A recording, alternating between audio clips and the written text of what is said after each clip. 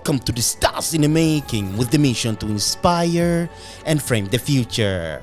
The star is Aaron, one of the youngest cinematographer in US today at 18. He started photography at the age of 6 in Mumbai. With his uncle, his dream was always to become a filmmaker, even though his parents wanted him to pursue an engineering degree for stability. At 10, his parents and uncle gave him the opportunity to move to US to pursue it, with his priorities in film. By reading books and YouTube research before he even finished high school, he became pro in making films and music videos. Today, with a contract with a well-known record label. Please welcome the star, Aaron. How you doing, Aaron? Good, how are you? Good. Oh my, it's took a while for you to be here today. I know how busy you are, and you have such inspirational story. And I really love your story. Thank you so much for being in the Stars in the Making. Yeah, thanks for having me here. Yeah, of course. Introduce yourself, please. Yep, so I'm Aaron, and I've been working in film for the past 2 to 3 years. I started off with photography. Photo was my first passion, and then after that, it kind of developed into film. I started photo, purely experimental. Yeah. I was just given a camera, and I didn't really take classes or anything. And that kind of developed. So after that, I came to the U.S. My uncle and parents, they thought I would have better opportunities here. And then I came here and I started taking my first formal photo class. Initially, my parents, they weren't too straightforward on me pursuing film as my primary career option. They wanted me to choose something more stable, but after seeing what I can do and talking with them, they understood and started supporting my passion, which was really nice. Wow, that's amazing. Oh man, listen to your story when you were the first time that we met and you started explaining your story, just the passion that you have in what you do. So primarily your parents, they wanted you to be engineer. Is that correct? Yeah, so Tell me about that story, because that's really, you really gotta have a will to kind of change, especially nowadays. And for you, you knew you were 6 years old? I was 6 years old when I started photo. Please, let's go to that. So how everything started? So it started with my uncle who worked with my parents. Yeah. His name was Aaron Uncle. So he did a lot of photo himself. Hi, uncle.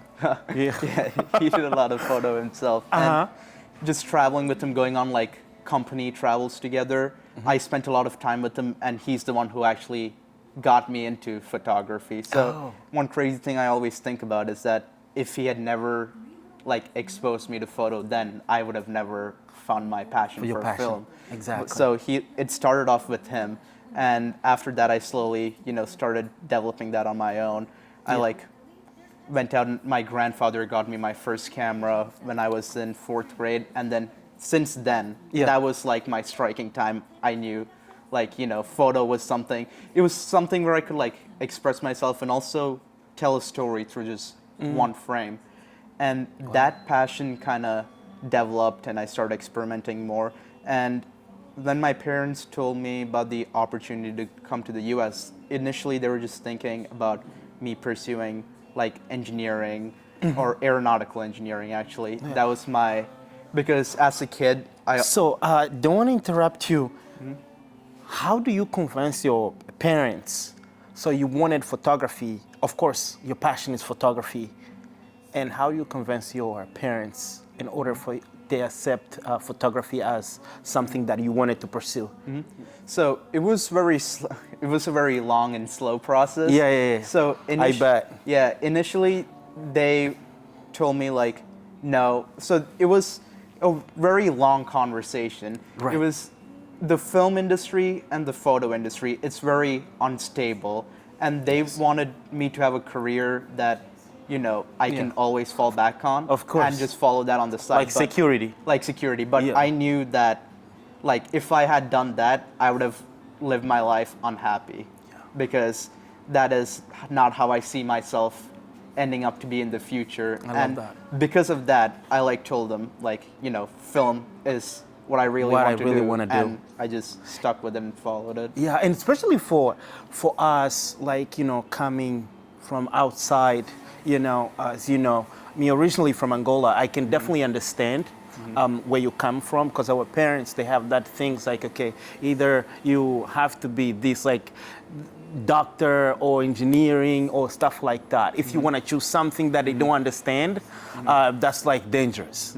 Yeah, so I definitely understand your point. Yeah, go ahead, please. Yeah, but after, you know, I told them and convinced them that film is something I really want to do, they've been completely supportive of my passion. I think for a lot of people who are facing that problem, it's just having that conversation. Yeah, but the beginning wasn't like that. The beginning was hard. They couldn't understand it until you got into it. You were pushing into it that, okay, this is really what Yeah. I want to pursue. And over time, they finally got what you were Yeah. going. And Yeah. especially now you're doing projects and stuff like that. And talk to me about the contract that you had, the project that you have. Yeah, so it's with this production company called Trigenet Productions. Right. And I met them in LA, and now I'm like, you know, working with them, and it's an independent production company. I love so that. they're shooting independent narrative films and Yes. short films telling Yes. stories about different aspects of society. So Oh, yeah, love that. the production company itself started, I think, last year, and now it's gaining more traction and building up more projects. Oh man, this is beautiful. This is amazing. So for you, just for you being, you're 18 years old and you already making big moves. This is really giving me goosebumps. And I want you, every kid or you know, every 18-year-old, not just 18, it doesn't matter if you're 15 or 50, understanding, like following your passion, because there is people that, you know, they're out there, they still don't know really what they want. I meet many like old guys that they are in their 40s, like I don't know what to do. And just for you having that, a clear picture of what you want to do, that's actually really, really inspiring. And then you travel, you tell me you travel around, and you went, talk to me specifically, talk to me about LA, went to LA and Yeah. all that. So it was after I did this workshop in Maine called Maine Media. It was this 5-week cinematography workshop where like DPs and gaffers from across the US come and teach, Yeah. you know, at that workshop. So after that, I still had a month and a half left of my summer vacation from school. And I saw that there's the writers and actors strike going on in LA. Yeah. So I kind of assumed everyone is going to be moving to the independent industry.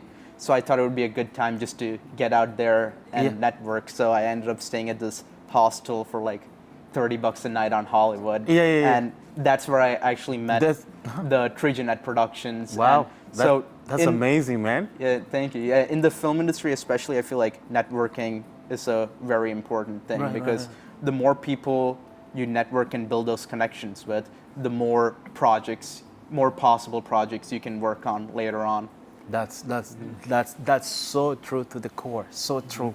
And something that I wanted to know more, how do you build up your connections? It's like just traveling or going around. How do you build up your connection, by the way? So, I mean, mainly just going around introducing myself Yeah. and just having a like, most of the connections I build, Yeah. it's not like I was seeking out those connections. Yeah, It's- yeah. I have I mean- a very organic conversation with them, and they want a cinematographer or Yeah, they yeah. want a director, and they're, you know, it just builds off Of from course, that. especially what you Yeah. do, like you make short films and you do music videos and stuff like that. So do you have any project that is coming up very Yes. soon, right? Yeah, actually, this one project I'm working on right now Yeah. is the lottery ticket.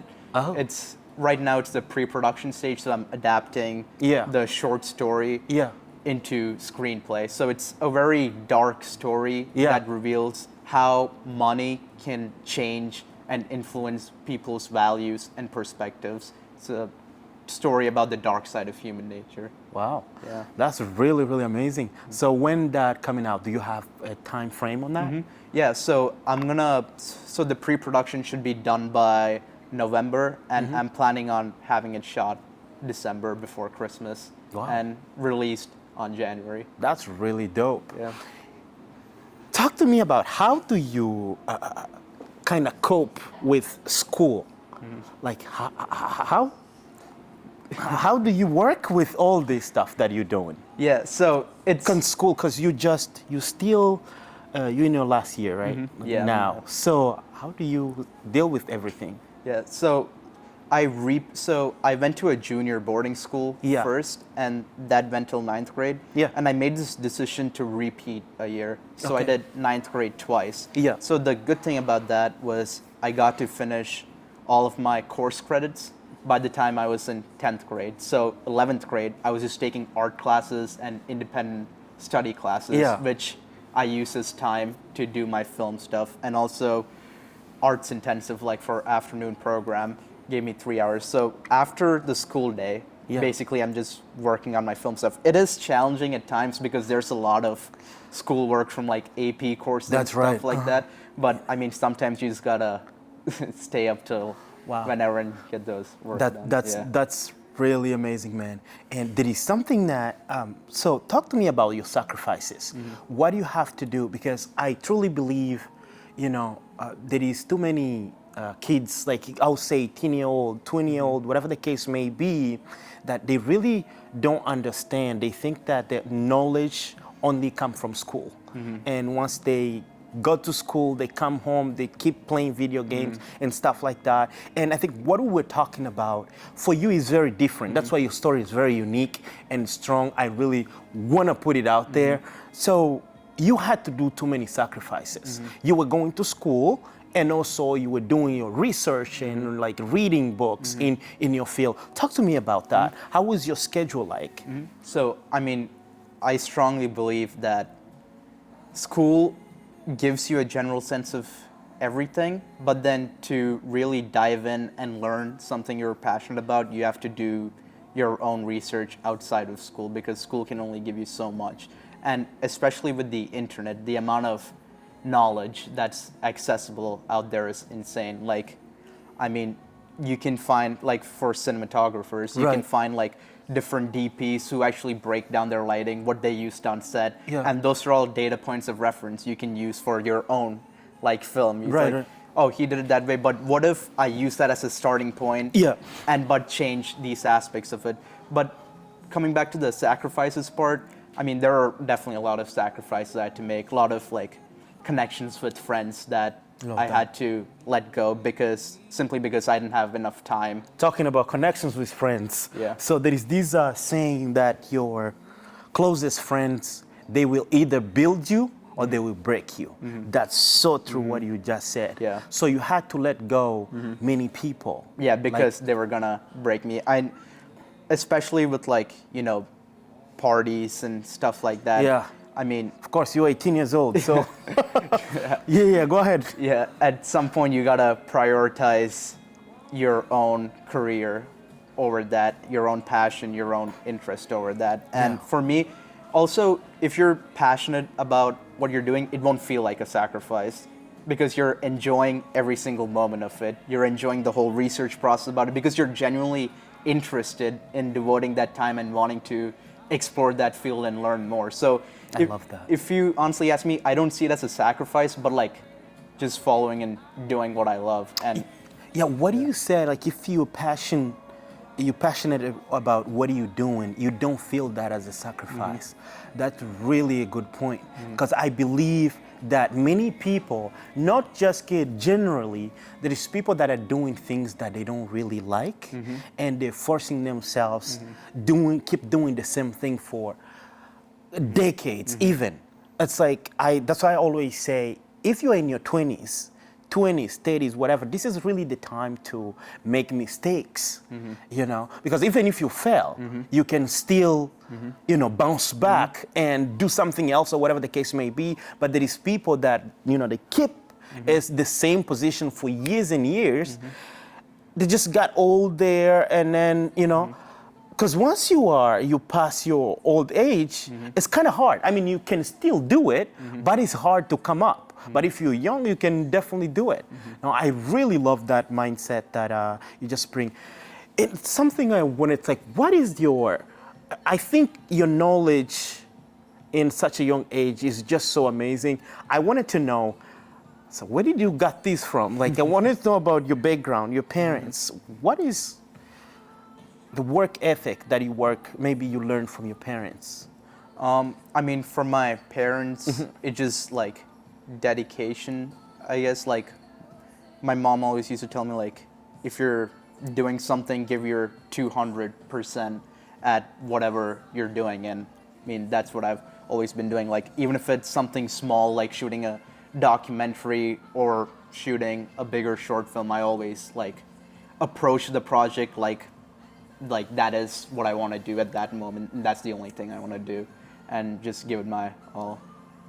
Wow, I love that. I love that. And I want to go back to your story. So when you started, you say you started with your uncle. Like, if someone there who wants to become a videographer, whatever the case may be, no exception, no age, what do you recommend this person to start with, like learning? Do you have any idea? I mean, to be honest, just get a camera and experiment. Right. Before, I mean, this is from my own experience. Yeah. I like white balance or shutter speed, exposure, all of that, I just learned through experimentation. And when you actually just go out there, experiment and shoot, that will just become like an instinct. Like, you will no longer think about, oh, I need to set this over here, so that means I need to set this over there. Right. No, it'll just come automatically to you. So that was one thing I was really grateful in the way I learned photography, is that I just learned it through experimentation. And then later on, I learned actually what those different things mean. So I feel like that is very important. And also, use the internet. Definitely. Like, there's so many different resources available out there, so many different experienced people putting their own work and experience and their thought process behind their work out there, and it's so valuable to learn from them. That's amazing, man. So, when you are directing a movie or whatever the case may be, how do you interact with actors for the storyline to become great? How do you have any technique on that? So when I'm directing, so I have different approaches when I'm directing and when I'm a cinematographer on set. When I'm directing, it's really based on the emotions I want to bring out of the actor. So I kind of first put myself... I better learn. Okay, go ahead. I first put myself in the headspace of the character that the actor is playing while reading the script. I always have the script on me. And in that scene, I then talk the actor through what specific emotion I want to bring out of that character at that point of time. And then it's just trial and error. We change things in the slightest to bring that perfection. But when I'm working as a cinematographer on set, it's completely different, because I'm looking at everything through the eyes of composition and lighting, and not necessarily how the actor is reacting. So it's more about positioning the actor in a certain way so that the light will hit them in a certain way, and also so that it'll work well with my composition. And then that's how I work with the director as well. Say if the director wants more dramatic, moody theme, then I would use more hard-hitting lights, create more contrast. But like, it all depends on that situation. Wow, that's really cool. I always, every now and then,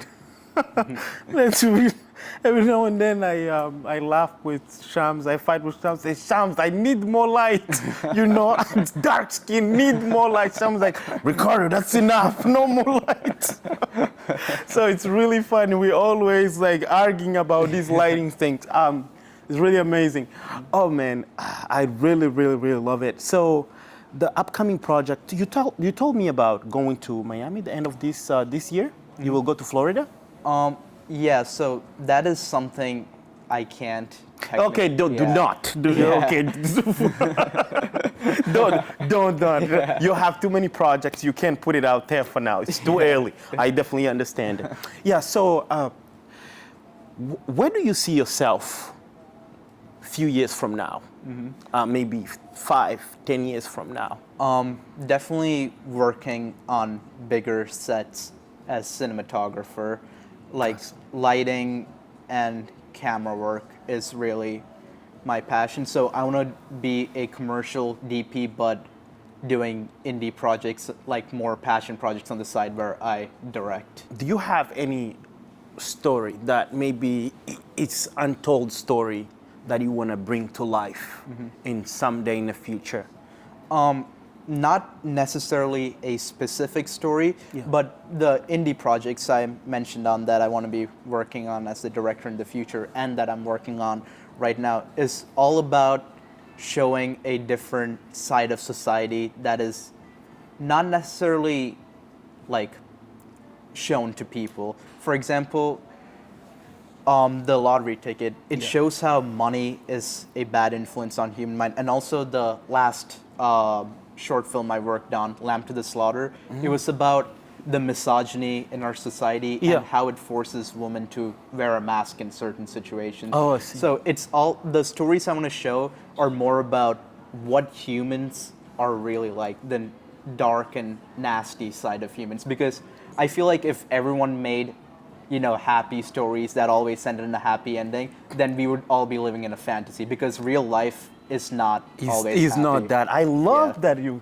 just touch in something that I've been thinking about for a long time. Yeah. It's like sometimes we need really to show those stories how real life really works. And exactly. that's really, really true to the core.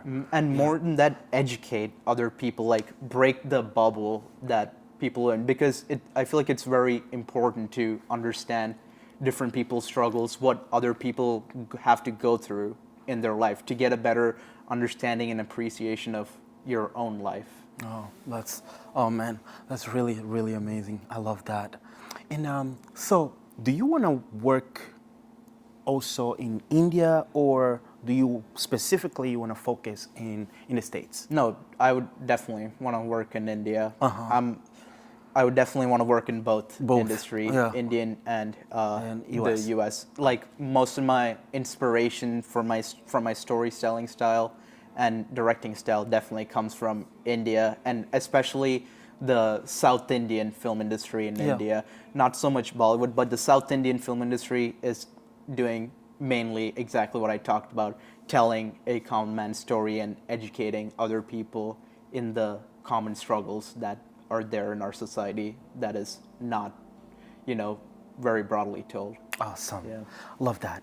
So, talk to me about mistakes. So, from your journey, from where you started to up to now, talk to me about mistakes. What did you learn from mistakes? Just learning. I mean, making mistakes, just pushing yourself out there is very important because you're definitely gonna make mistakes. But those mistakes you make are some of the most valuable lessons you get, because what you did wrong, and you will never make that mistake again because you're gonna work on it and you're gonna understand what exactly it was that you did from that mistake. So your next project is gonna be even better. And you'll definitely make some mistakes on your next project, maybe a smaller mistake, but then that's why the project you do after that is gonna be better. So basically mistakes is just contributing to that learning curve. And the more mistakes you make means more better because you're pushing yourself out there more and you're learning more and you're developing your craft better. That's amazing. One last question. What do you want to tell to someone who is the procrastinator, home? Doesn't matter if it's 18, 50, whatever the case may be, Yeah. they're not where they want to be. They're just complaining, blaming other people, not starting something because they're afraid of mistake. What is your particular message that you want to send in general? I mean, don't be afraid of making mistakes, and making mistakes is part of the process. You educate yourself every single time, and procrastination that normally happens, well, for me at least, when I procrastinate a lot, it normally happens when I'm trying to do something that I really don't want to do.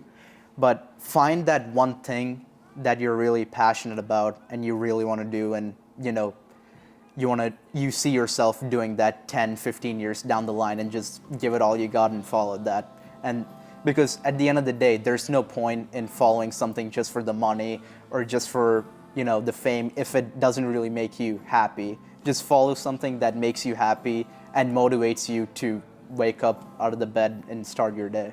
Wow. That's really amazing, man. I really love this. I love this podcast. And it's such inspirational. You are such a young man and with big ideas, and you're doing big things and just 18 years old. Man, it's really, really amazing. I love this episode, and I hope that we're definitely gonna follow up with your work, and please do whatever you set up to do.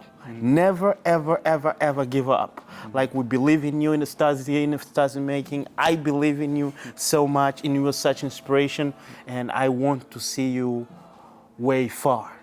Yes. So do you have siblings or? Yeah, I have brothers? one younger brother. He's 7 years old. Send a message to him, because he's gonna watch this. Say hi to your brother. Hey, Neil. Oh man, this is really awesome. Yeah. Thank you so much for being in the stars in the making. And yeah, it was really, really an amazing podcast. Yeah, Yes. thanks for having me here, man. Of course. Yeah. And also, for the last message, I wanted to say to everyone out there, if you are fighting for your dreams, keep working on whatever you set your mind to, because the end of the day, it's life. Nobody's gonna come to help you unless you start helping yourself.